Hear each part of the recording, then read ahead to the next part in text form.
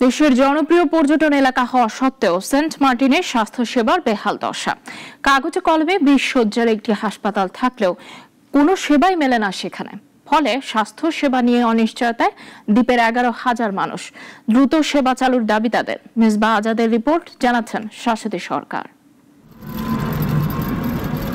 দূর থেকে দেখে আধুনিক হাসপাতাল মনে হলেও কাছে যেতেই চোখে পড়ে ভুতুড়ে পরিবেশ।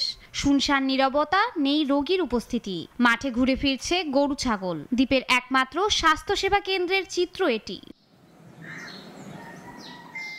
দ্বীপবাসীর স্বাস্থ্যসেবা নিশ্চিতে 2002 সালে বিএনপির তৎকালীন যুগ্ম মহাসচিব তারেক রহমান হাসপাতালটি নির্মাণ করেছিলেন।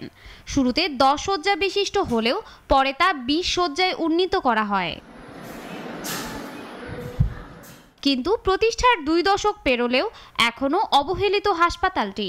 চিকিৎসক, নার্স, ল্যাব টেকনিশিয়ান সহ প্রয়োজনীয় জনবলের তীব্র সংকট। নামমাত্র দেয়া হচ্ছে প্রাথমিক চিকিৎসা।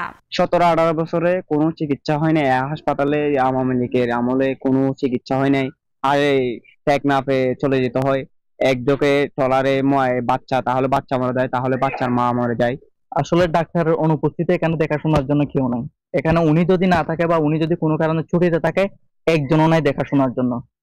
একজন যদি জ্বর হয়, যে সরকারি হাসপাতালে আসলে কোনো ডাক্তারই আসলে এখানে থাকে না। হাসপাতালে রোগী ভর্তিরও সক্ষমতা নেই বলে জানান উপসহকারী community medical officer. First aid যতটুকু লাগে সবকিছু হয় আর কি, ওই ভর্তি রাখার মতো পরিস্থিতি নেই আর কি।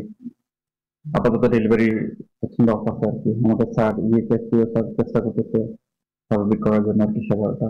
অব্যবস্থাপনা আর জনবল সংকটে বন্ধের উপক্রম হাসপাতালটি।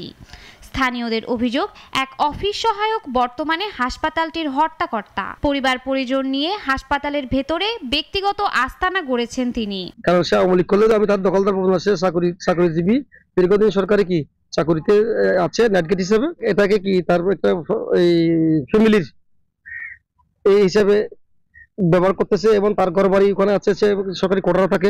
অভিযোগের বিষয়ে জানতে চাইলে ক্যামেরার সামনে কথা বলতে রাজি হননি অভিযুক্ত অফিস সহায়ক। সাগর উত্তাল থাকায় বর্ষার সময় প্রায়ই টেকনাফের সঙ্গে দ্বীপটির যোগাযোগ থাকে বিচ্ছিন্ন। সে সময় চিকিৎসার অভাবে শিশু মৃত্যুর মতো মর্মান্তিক ঘটনাও ঘটে। দ্রুত তাই সরকারি হস্তক্ষেপ চান দ্বীপবাসী। শাশ্বতী সরকার, নাগরিক।